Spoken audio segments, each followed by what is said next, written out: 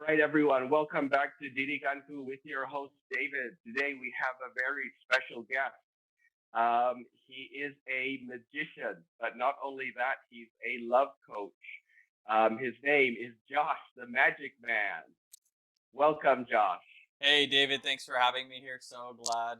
Wow, what a weird thing, right? To say magician and then love coach. They're gonna think I'm like some witch doctor or something. well, so that's something I actually wanted to kind of talk to you about. What were you interested first? Did you actually pursue magic first, or was it coaching? Yeah, man. So I definitely have been doing magic for I think almost 13 years now, 14 years. Something I picked up in high school Wow. because everybody had a hobby in high school, but then it was something I never dropped. And so yeah, that's what I've been doing the longest. Nice, nice. And how did that translate into coaching? So again, I did magic shows all over the place, corporate gigs, birthday parties, and I was like, wow, this is awesome. But I felt like there was something more, and I like being on stage, right? I like being in front of people, and Yep. entertaining people was nice in one aspect, but I was like, yeah, I feel like I could give more, right? And so I Mm. found, you see those videos of the motivational speeches on YouTube, motivational speakers, people are so fired up, and I was like, okay, that's nice, and yeah, but what more can I do? And that journey led me into the world of coaching. Wow. I got certified, and I learned how to do it, and I found, wow, this is an awesome tool to just continue to bring impact to people, just like I've been doing with magic, with entertaining them. But now, Mm. in a sense, there's the whole life transformational aspect, which I really enjoyed. And then I found that there were things in each of the few aspects which just kind of connect to life, where magic and coaching is kind of the has its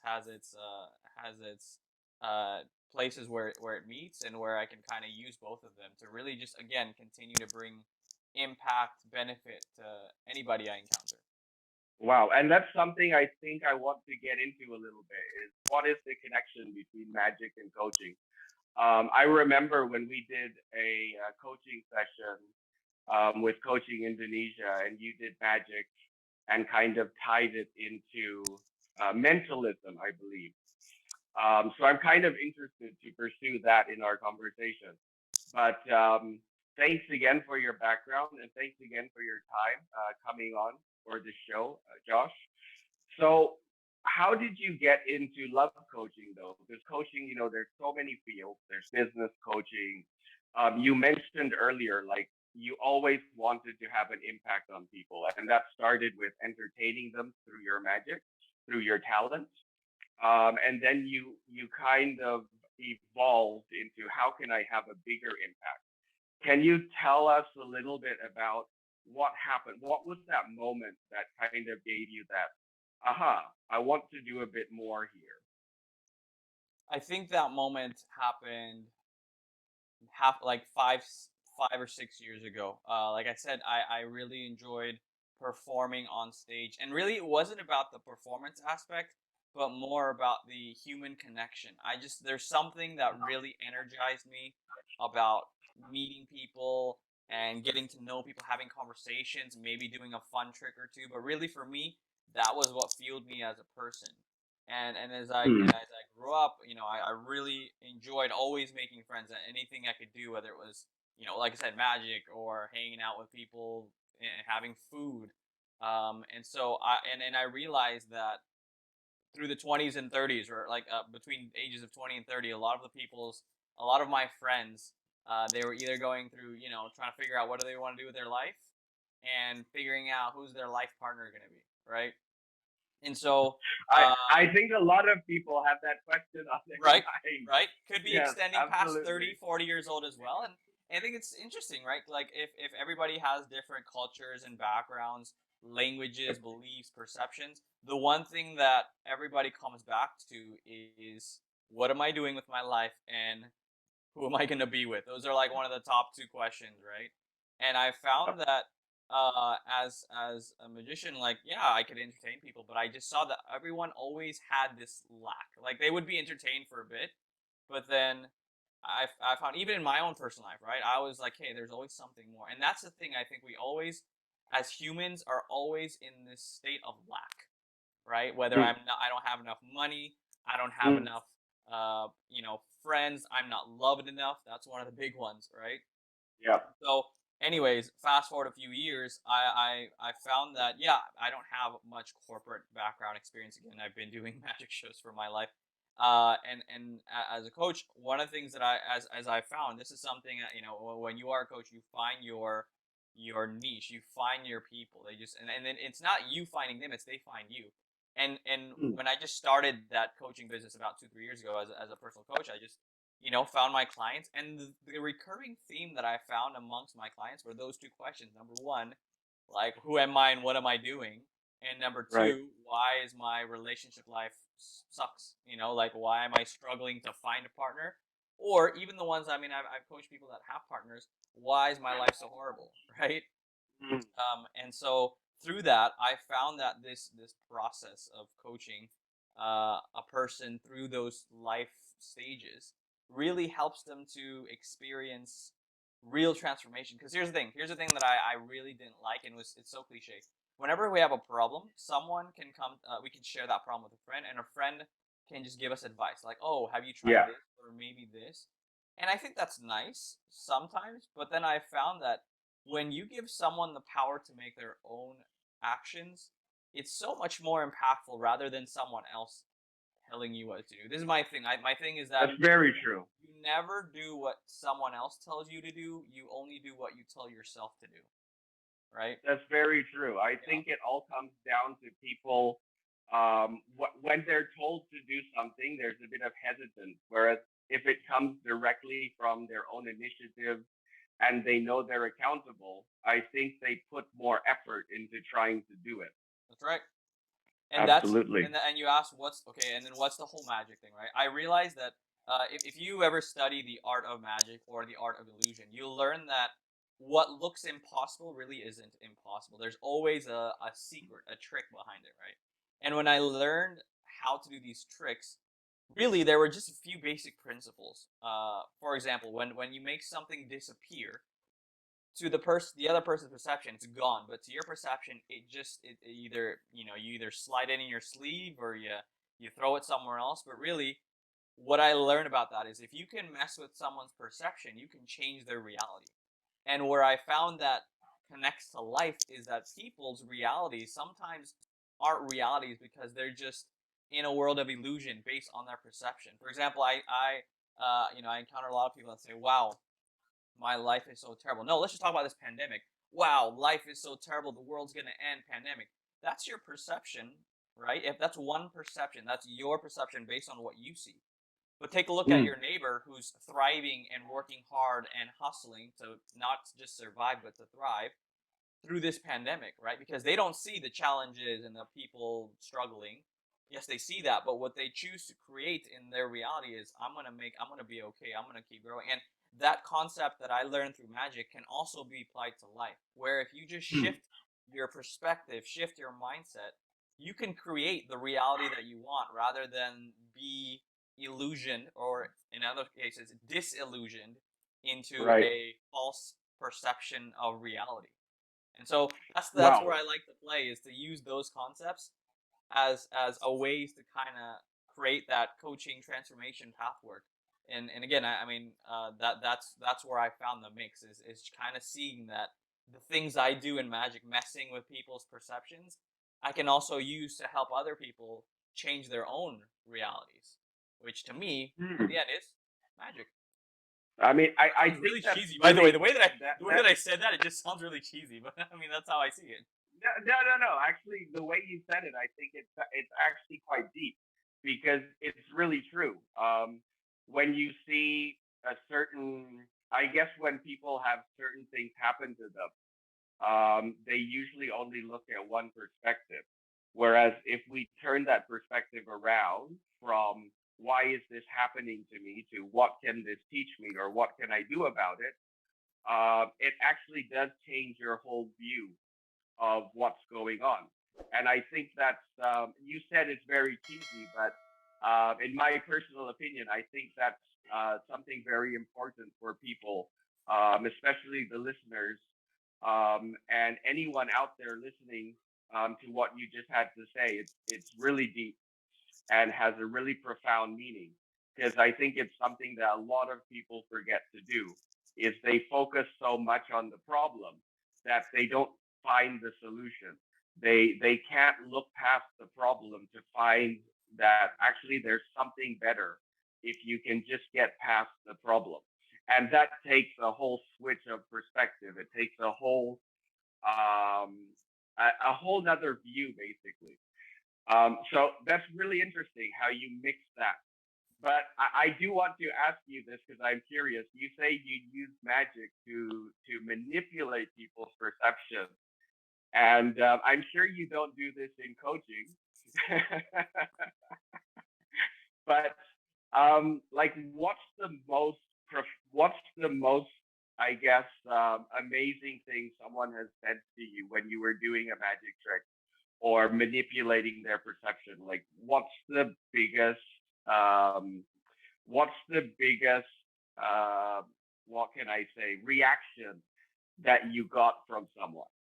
I think when it comes to magic, you have those people that are so like, they're excited, like, wow, how did you do that, right? And people, the thing about magic, which I think is awesome, and introducing myself as a magician, you know that I'm gonna trick you, right? You already have it in your mind that I'm gonna do something cool, right? But I like to do cool things that aren't just like showy, like look at these cards that I can do a card trick. No, I mean everybody knows card tricks, but what I like to do is just something that kind of just messes with again your reality, and really when you think about it, you just can't figure it out, right? And you're asking what's my favorite reaction. My favorite reactions are people are just silent. They're like, what just happened, right? To me, I'm not going for the loud applause or the wow, that's awesome. I'd rather if you're quiet, like, and you're thinking, like, that's it. That means I did my job, and I showed you that what is impossible is actually possible.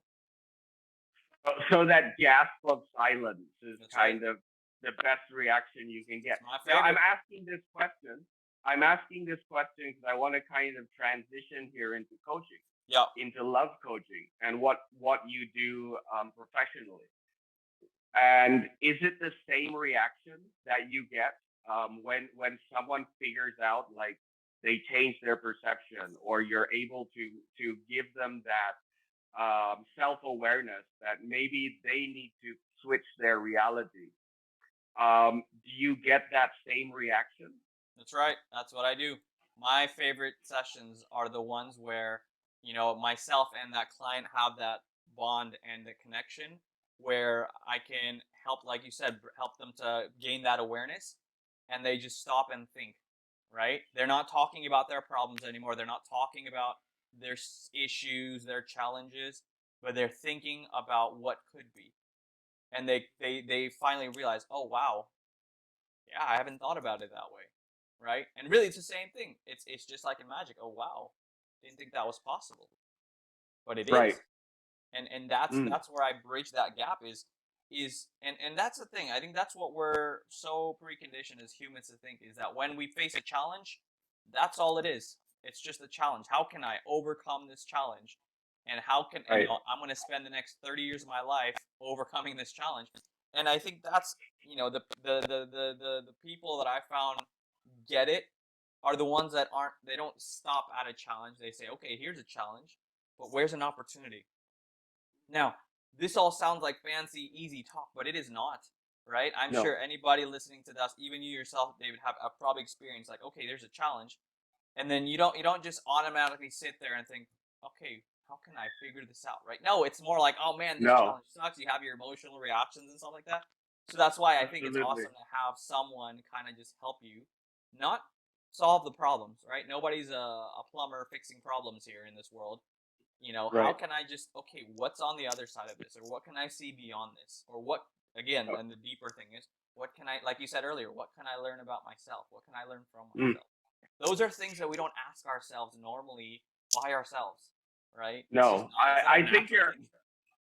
You're absolutely right. And just from personal experience, when I go through a challenge, I think the first thing I do is go into a slump. That's right. Yep. And I think this is human nature, right? The first thing you do is, oh my God, I just hit a wall, and what am I going to do? So you sit at the wall for a few seconds, hours, maybe days, Yep. depending on how long. But then you kind of come to this realization that either I stay at this wall, or I break through it, Right. or I find another way around the wall. So yes, absolutely, I can totally relate to that. So how do you though? Because your specialization is more towards love coaching, am I right? Yep. So when it comes to love coaching, what are sort of the walls that people meet in your experience? If that's okay for you to share, I mean, I don't Absolutely. expect the names being Right. mentioned, Right. but Right. and I'm sure everything's confidential. But what are some of the common walls that people meet in some of your sessions? So I think, and this applies to both single people and also people with partners.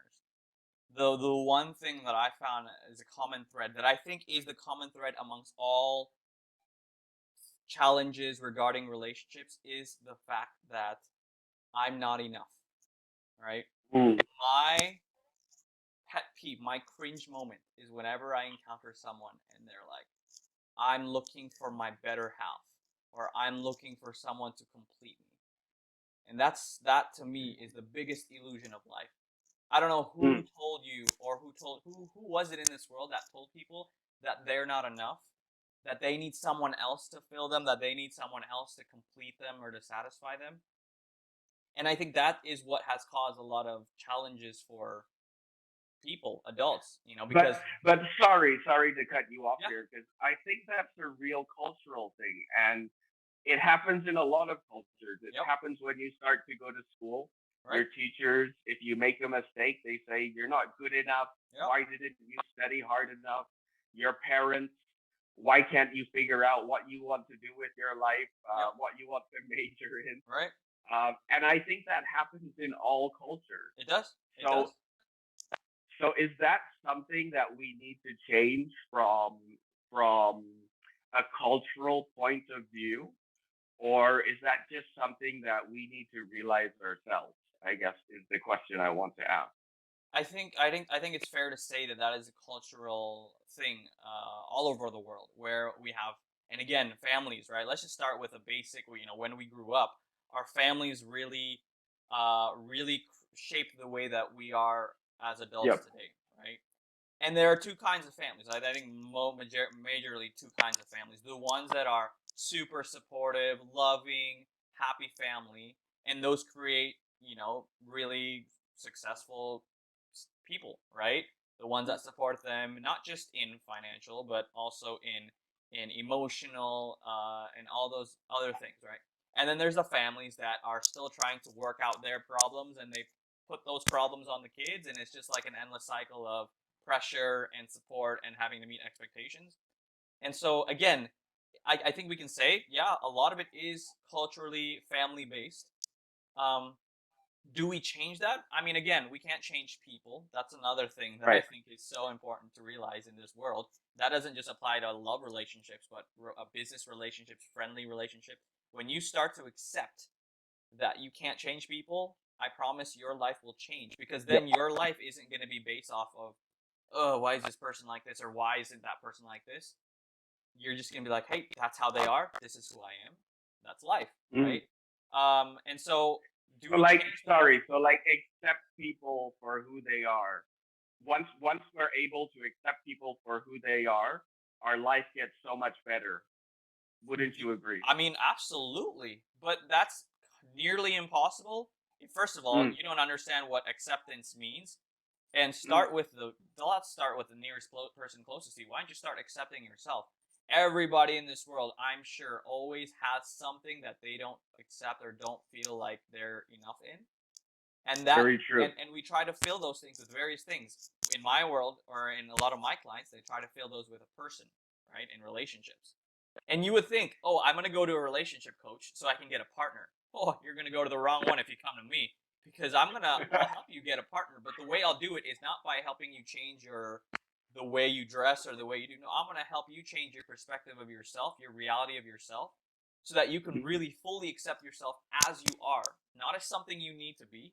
Because the moment you start to accept yourself as you, then that partner is going to be attracted to you rather than you having to create attraction to someone else, because you're so and I say this like the word confident in yourself, right? It's not Right. like egoistic, it's not like excessive confidence, but it's like, I'm okay, I'm good, I know what I'm doing, I know what I'm here for.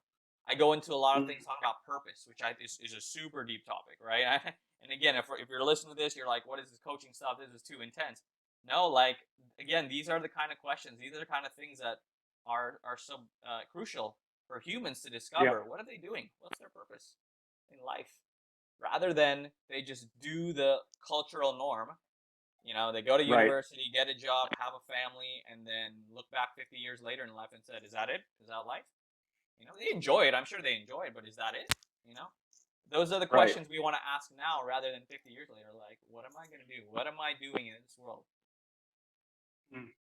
Wow. That's something that I think a lot of people find quite frightening. Yep. I think people, when they have to dive deep into themselves, like I have clients of my own, and when you go too deep, they tend to again hit they put up a wall, and they basically say either they put up a wall for a while and then they finally get the courage to break through it. But what about in your experience? Like, has there ever been a real challenge when you're trying to get someone? Because human nature, psychologists have done studies that that's why we have this term called imposter syndrome, basically where we feel that we're imposters, that we're actually not ourselves, what's the word? We're copying other people, or we're just, maybe we see someone who's very successful and then we try to imitate that.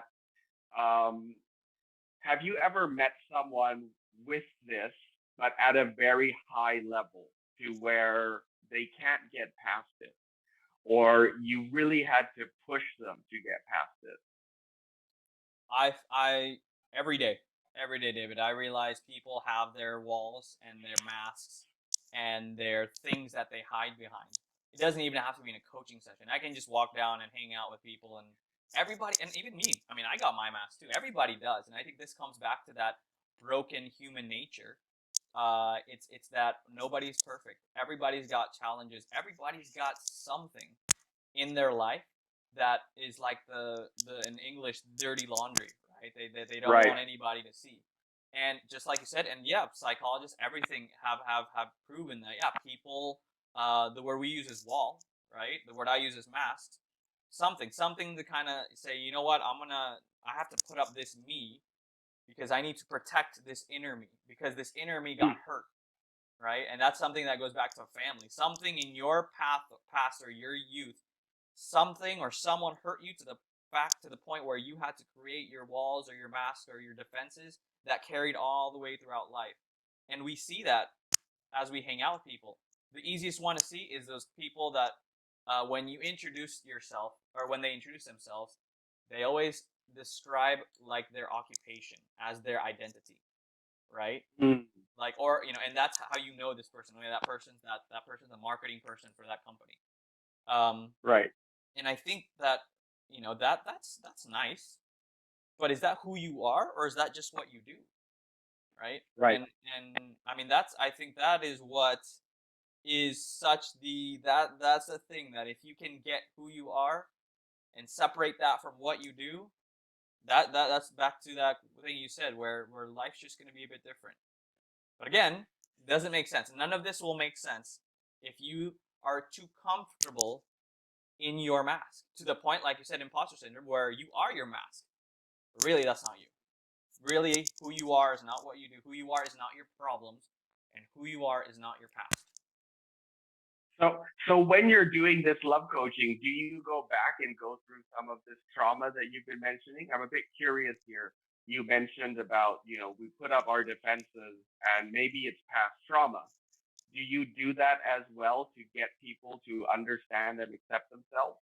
And then there's a second part to that question, which is, like you said, no one is perfect. And is that something that you try to get people to understand as a love coach? Like, you'll never be perfect. Um, but also, I think a lot of people have an expectation for what they want in a relationship, and their expectations are way up here. Yep. In my experience, Yep. I've talked to cousins, friends, and their expectations are like up here. Do you try to bring those expectations down, or do you try to what's your approach to that? So So sorry, that was three questions actually. no worries. Let me try to answer them one by one. Number one, the how do I do the coaching thing? So as a coach, and again, for anybody who's listening to this for the first time, coaching is not counseling. It's not Yep. therapeutical. It's not fixing any past trauma. Which again, that's not what a coach's focus is. A coach's focus is more on moving forward, right? And in my sessions, again, everybody's always going to come with a desire or some sort of goal or something that they want to achieve. And if it's in relationship coaching, it's either one of two things: a single person wants somebody, or a person with a partner just wants to be happier, right? Like, which is weird because you are happy when you first got in the relationship, but then a few months later you're not happy. Like, what happened? Anyway, Right. those are the top two things, right? And so the first thing is, what do I do? In both cases, they're always going to talk about that other person. The single person is always going to talk about what they want to see in the other person, and the person with a partner is always going to talk about what they don't see in the other person that they want, right? And in my sessions, I meet that person where they're at, talking about that other person. I'll listen to them, but then at the end of that, after they share, I go back to, okay, what about you? Who are you? Who do you want to be, right? Because if we're talking about relationships, we're going to talk always about two people. But as much as you have thought about and wondered about and planned about the how you want this other person, or as you said, expectations for this other person, what are the expectations for you? Mm. Are you the person that the person you want to be wants to be with, right? We always think Mm. about the other person that we want to be with, but are you the Right. person that you want to be with for that person, right? And that's Mm. the stuff we don't care about. We just want again, back to that lack, is we just want someone else to be the perfect. We want someone else to fill our need, but seldom do we think about us. Oh yeah, I'll be loving. Oh yeah, I'll be doing this, but trust me, when you get into a relationship more than 5 minutes and you start and you have that disagreement or that miscommunication, all reasoning goes out the door and you're out. Your defenses are up again. Defenses are up again. You're just wanting to be I heard. You're wanting to be I loved. Yeah. I just want to say I know that only too well. Come on. So Come on. so base so basically what you're saying here, again, comes out of curiosity. Basically, what you're saying here is, sometimes we're a bit too lazy to fix ourselves or to look deep into ourselves, that we try to find other ways to compensate. And we do that through other people. Is that what you're trying to say here? Oh, that's one of the most dangerous ones. You got drugs, you got alcohol, Mm. and then you got Right. people. Man, Mm. what I mean, drugs, you hurt yourself, and alcohol, Right. yeah, that's yourself again. But then the moment you get in, you try to fill your void with someone else, then you might be hurting someone else too, and that's what sucks because hurt people hurt people, right? If your hurts, and again, it's not about fixing your childhood trauma in like 3 sessions. No, it's about if you're not aware, just start with the awareness first of Mm. you. You're gonna hurt somebody else, and is that really the kind of relationship that you want to be in? Is where you hurt someone? You hear about toxic relationships. Toxic Right. relationships are people that just haven't dealt with their stuff, and that's the worst Mm. kind of relationship to get into. If you think you're ready, by the way, nobody's ready enough to being married. Nobody's ready enough to be a father or a mother. So don't talk about I'm ready. No, nobody's ready. I'm not ready. And so Very true. it's starting with that awareness, starting with those Mm. things that trigger you. If you don't know what triggers you, 2 years down the road in a marriage, that person triggers that part of you and you don't know how to respond, what are you gonna do? Cheat on them? Find somebody else, right? Mm, And so it's very I true. try to break it down. I accept that they want to have a partner or they want to be able. Okay, great, but you want to, like, if that's the true thing, are you aware of what it takes for you to be successful in a relationship? Are you aware of what you need, your needs, your expectations, rather than the other person, the expectations you have on someone else? Because those, as high or as low as you put them, I promise you, nobody's perfect, and everybody will not meet those expectations that you have. Nobody in this world. And if you think That's I'm lying, go get married or go have a relationship and come back to me and tell me that there's a perfect person. Man, no, no. this is so like sad, right? Like I'm sharing this stuff and people are like, "Wow, I'm never gonna go coaching with Josh. He's just gonna talk about how terrible life is." No, but No, like, no, no, no. yeah, I want, yeah, I want to.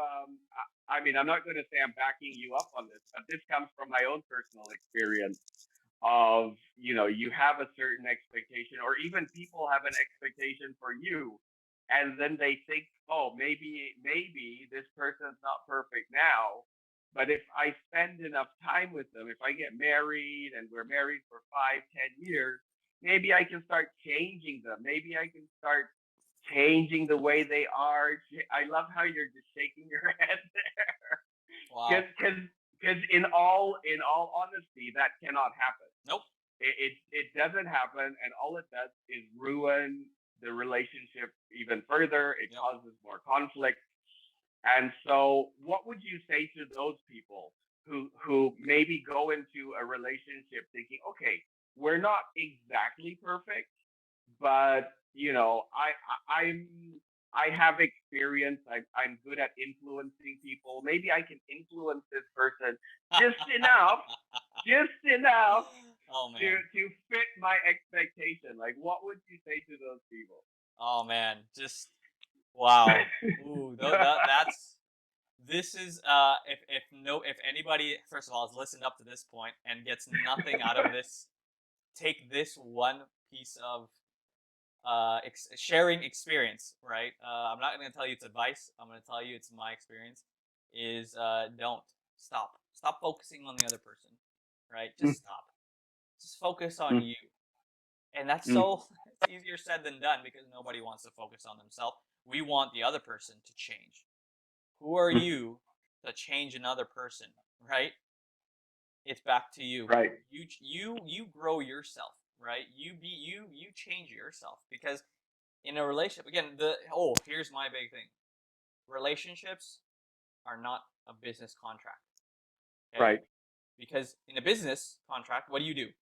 You give something to get something, right? And if that contract is broken or voided, then we're done, right? It's like, okay, separate it. But in a marriage or in a relationship, right? Those are two different things, but obviously, hopefully, everybody's in a relationship to go to a marriage. But in Right. in that in that marriage contract, or in some places, it's a covenant.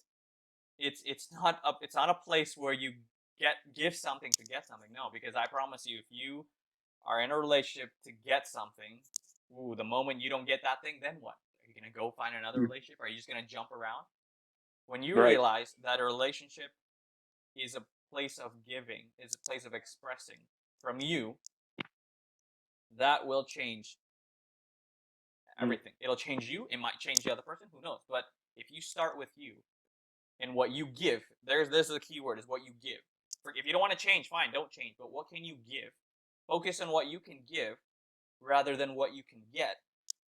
mm. I mean, hello, one of the top keys to relationship happiness and success. And you're asking, Josh, how long have you been married? I've been married 9 months. 9 months. So who am I to talk? But I'm gonna be honest with you guys. I'm gonna be honest with you. I've been married before, and it didn't work out. I was married before this marriage. It didn't work out, and I learned the hard way. Right? I learned that if I didn't focus on me and what I could give, and I expected more from the other person, it's gonna fail. And I see that Oh, now as I coach other people halfway around the world in different cultures. They're all right. experiencing the same thing. They're just, everybody's so focused on the other person. Like, focus on yourself. Yeah. Mm. Yeah, it kind of reminds me of the saying, like, you can't change the world, but you can change yourself. And by changing yourself, the world around you starts to change. And I think that has very profound meaning with what you're saying. Is if we start with ourselves, then people see that change, and people then get maybe affected, maybe not. But what about some of the people who you are changing? You're focusing on yourself, and maybe your partner. So I'm sharing a little bit about my own personal experience here. Recently, I'm actually going to. I've gone through a divorce recently, and something funny hit me where I was trying to focus on myself, and I guess maybe I did it the wrong way by asking my partner to also focus on themselves. How can we better this relationship by looking first and taking time to focus on ourselves? Now, what my partner said is, I focused on myself, and this is who I am. I'm not going to change. Yep. What would you say? It seems like I'm fishing for advice here, and maybe I am. But I'm sure there's a lot of listeners out there who want to work on themselves. They've worked hard on themselves, but then their own partner um, doesn't appreciate that change, or perhaps that change has come too late. I don't know. What would you say in this situation? David, I think change is it's a word that nobody likes. Right? Nobody Yep. likes change, whether it's being said or it's happening to them. Ever. Yep. Nobody. Nobody is comfortable in change. And this is the lesson, the life lesson that I learned, that I've seen really creates an impact, is that the moment you start to accept that change is a part of life and that change is necessary, because in change there is growth, right? Right. In change, I mean, 9 out of 10 times there will always be growth coming from change. And Mm. talking about growth, healthy things grow. We want to talk about healthy versus unhealthy people. Healthy people grow, and growing things change. And change will challenge us, but Mm. then challenges are what grows us, right? And it's like this endless cycle of where it just we realize that, hey, the moment you realize, and hopefully this moment you realize, like, early on in life, but again, it's not too late, that if when you realize that change is a part of life, and in change there is growth, and that healthy things grow, Mm. then you're gonna start to realize, and you're asking me, yeah, but I see that I need to grow and be better, but my partner does. Well, back to my thing. Back to what we said before, right? Like, nobody's perfect. We gotta accept that part too. We gotta accept that, hey, we can't change other people. Yep. What you said, I think, was key. I think Mahatma Gandhi was one of the people that said, hey, be the change you want to see in the world, right? Right. If we're talking in the context of, like you said, your previous relationship, like, if I mean, the more you work on yourself, you focus on your change, and if even if they don't want to change or grow, yeah, that's up to them, right? We can't Right. control that. But hey, at least you, in your heart, in your mind, you're convicted that, okay, I'm gonna keep growing, being better. It's up to the other person, and it'll be up to them whether they see that, accept it, or get. Because again, remember, a lot of people don't like change. They even avoid it. They'd rather be Ab- away from it, and that's, Absolutely. we can't do anything about that. We can only do what we can for ourselves. So that doesn't mean, like, all right, like, let them go. And again, if there's unfortunate circumstances, and we've both gone through it, where, and that sucks. That's the nasty part of relationships, is sometimes things don't go the way we do, and so But that's why. Yeah, go ahead. absolutely. But I just want to jump in and say, maybe that's part of the growth, though. Yep. Like, maybe that part is part of the growth, and we're growing, and someone else that refuses to grow with us. Would you say that sometimes we have to let go of people who are holding us back? Ooh, that's controversial. I love it. I love that you said that, because It is. that, I mean, we hear that, right? We hear that, right? But and this is what I found in a lot of the young people, right? they stick. I'm sorry. Why am I limiting this to young people? Many people in relationships, they stay in those hurtful. Some of them are even toxic. Why? Why do they do that? Why did Belle stay with the beast in the castle? Why is that? Right? Uh, I mean, I haven't researched this much, but what I've realized is again, people don't want to change. People are uncomfortable with it. People that don't see the benefit of it, of course, why would they if they don't see the benefit of it? And so that's why in our coaching or in our daily life, we don't tell people to change. We show what change does, right? We Right. show what growth and focus and all these whatever you want to do, whether it's self care, reading books, watching something, whatever it is. It's about back to the investment, right? If Yep. everybody here knows about financial investments, well, what about personal investments? Why only Right. grow your money? Why not grow yourself too? Because this brain, this mind, has the capability to grow, right? As we age, we add more knowledge, we add more experiences, and it grows. And that's a physical thing. That's not a mental thing, right? But why would you Yep. stop that? Why stop that process? And so, Absolutely. yeah, I think, Absolutely. yeah, Yeah, absolutely. No, I think absolutely. You make a very important point. Is people invest in money, but when you invest in money, you risk or win. You know, you win or lose, right? Whereas if you invest in yourself, you always win. never No lost. matter what, you'll That's right. always win. That's right. You'll never lose. Even if you accidentally invest in a bad teacher who leads you down the wrong path, you're still going to win because you're going to realize, okay, now I know who not to invest in. That's right. but but you learn a lot actually from people who tell you the wrong thing. And when you come to that realization that actually, if I did it the other way, I could probably get more out of this. So it's funny, we have. I like to say there's real teachers and fake teachers, and I always say avoid fake teachers. But in my experience, actually, fake teachers, not intentionally, but unintentionally, they have given me more because they've taught me what not to do, if that makes That's right. sense. That's right. And I think it's the same in relationships where you go through a bad relationship and you find, if you have the right mindset, if you look at it rather as, oh my god, why did I get this bad person, why was this bad person in my life so toxic, and you, as you mentioned, change your perspective to, okay, what did I do to attract this person? Maybe it's something I did. I attracted this toxic person into my life. Maybe I was too needy at that time, right? And I think that's something that you learn a lot. And again, it goes back into investing into yourself. What can you learn? Um, Coach Josh, we are running out of time here. Yeah. Uh, but I do have another question that I'd like to ask you.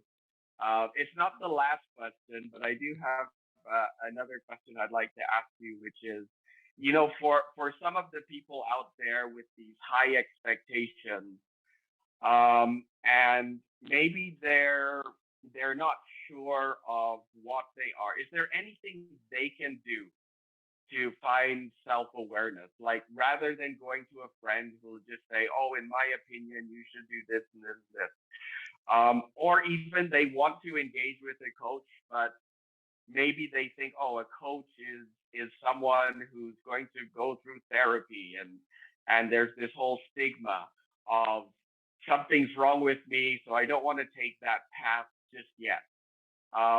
What advice would you give to these people who are hesitant to engage with a coach? And is there anything they could do to start the process first? So I have a video on YouTube that has 3 reasons why you don't need a coach, and Wow. that to me is I mean, I'm telling you, you don't need one if you're just looking for instant transformation, instant change, right? I think that's one of them. But really, for those of you that and again, let's throw away the word coach. Let's just go back to you as a person. My number one question, the first question that I'll ask anybody is, who do you want to be? Right? Not what do you want to do, not what do you do, not where do you want to be, not who do you want to be with, but who do you want to be? That's a question that probably you heard that, but you don't know the answer to that because that's not really a question that anybody ever asks anybody. Yep. If you can answer that for yourself, and you can come up with answers like, I want to be, again, you cannot, when I say who do you want to be, you cannot say what you want to do. You cannot say, I want to be a businessman, because that's a what. But a who Right. is more, yeah, again, limitless, but it could be something like, I want to be happy.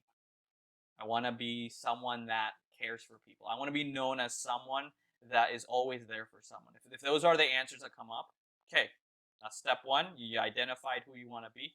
Step two, how are you going to get there? How are you going to be to who you want to be, right? What needs to happen? What needs to change? What needs to, you know? And then finally, who's gonna who's gonna support you, I guess, in a sense. Like, who are you gonna partner with? Who's gonna, I mean, or you can say, I'll do it myself, right? Or what are the resources you need? I guess that's the third thing. What are the resources you need? And again, if a resource is books, great, go find some books. If it's a YouTube TEDx talk, go for it. If it's, again, this resource called coaches who are there to help facilitate that growth development process, awesome, right? Tap Mm. into it. There's nothing wrong with asking, because again, those people who call themselves coaches, and there's two kinds of coaches. There's the one that tells you what to do, and the ones that just facilitate that process. Ask them like, hey, this is who I want to be. Can you help me become this person? Right? You can even bypass the coaching step and go to mentorship. You know, we got great mentors in this world. I don't know, but really, Yeah. if you're serious about that, then I'll tell you the secret to it is we are not called to live this life alone. Right? Mm. Eventually in this life, you're going to encounter people. So therefore, these people skills, these relational skills, they're super important. And if you don't realize that, then again, you're going to have a terrible relational life other places. But if you accept that we're not in this alone, and that there's people that want to walk with you and support you and help you transform and grow, great. Seek somebody out, right? Seek Mm. a coach or whatever. There's a lot of great ones. Heck, you can contact me. Or Coach David as well. He is a coach as well. But again, go back to that question: who do you want to be? Right? That What's it that's take to very get there? Yeah. And what are the resources you will tap into? absolutely. I think you make a great point there where we're talking about coaching and you as a love coach, me more as a personal development coach.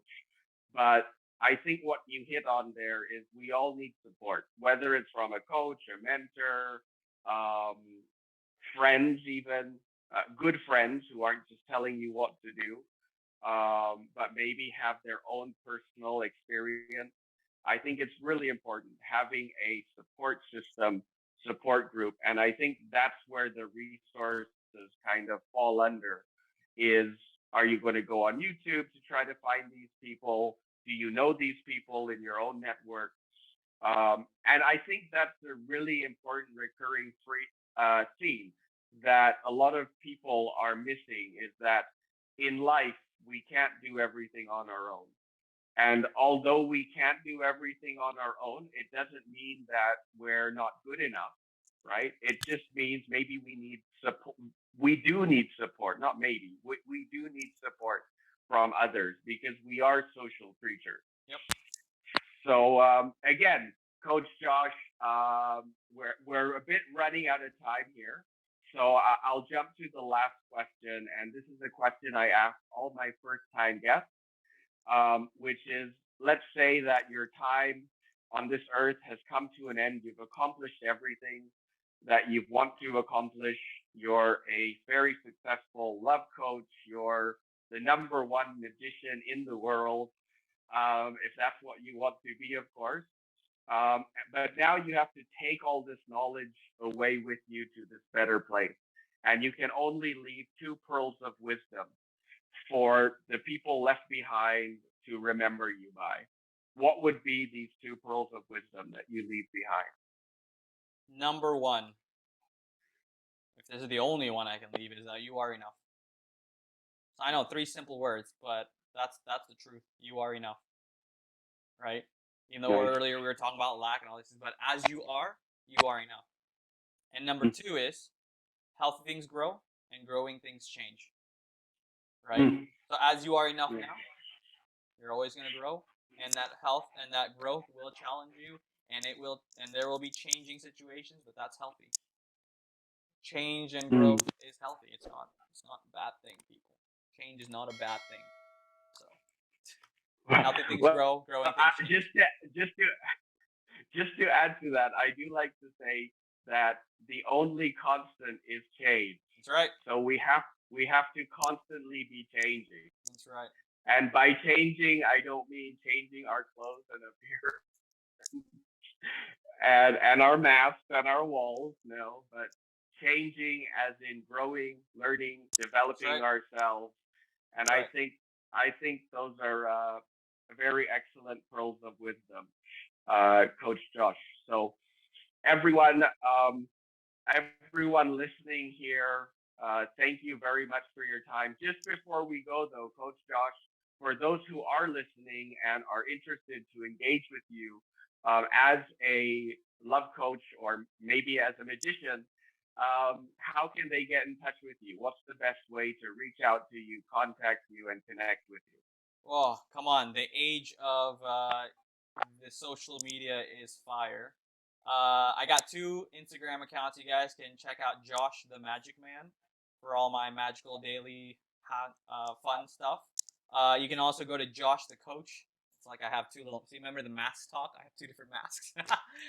Josh the Coach or Josh the Magic Man. Send me a DM. Hey, even if you don't want to do the coaching but you listen to this, can you guys just shoot me an Instagram DM right now after this video or this recording? Go to @Josh the Magic and be like, "Yo, I just listened. Awesome. That's it." Or maybe it wasn't awesome. Just say you listened so that I know that y'all made it to the end of this. But yeah, shoot me a Instagram DM @Josh the Magic Man or @Josh the Coach. All right. So at Josh the Magic Man or at Josh the Coach, we'll leave the description. We'll leave the link, sorry, in the description below. And I mean, I would very much encourage anyone, even if you don't, again, as Josh said, even if you don't engage, send him a DM. If you're interested in the content and what we've been talking about, please leave a comment, leave questions, and if Josh is generous enough, we'll have him back to answer some of those questions and address anything that you guys have in mind that you might have gone into. Or you can DM Josh directly at Josh the Magic Man, at Josh the Coach on Instagram. Again, the link will be in the description. So thank you everyone for listening. Thank you for your time. Josh, thank you so much for being a wonderful guest and sharing so much about what you do and some of your experience as well. So thank you, everyone, and we hope to see you on the next session. Thanks, David. Thanks. Bye, everyone.